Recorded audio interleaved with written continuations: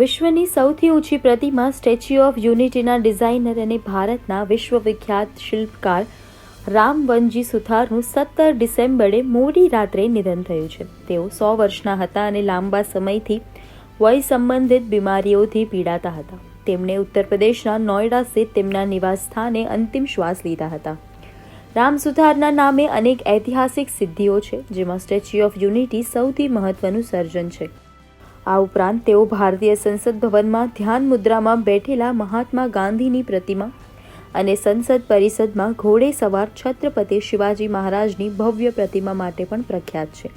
કલા ક્ષેત્રે તેમણે અમૂલ્ય યોગદાન બદલ ભારત સરકાર દ્વારા તેમને પદ્મશ્રી એવોર્ડ 1999 અને પદ્મભૂષણ એવોર્ડ 2016 અને જેવા અનેક પુરસ્કારોથી સન્માનિત પણ કરાયા હતા.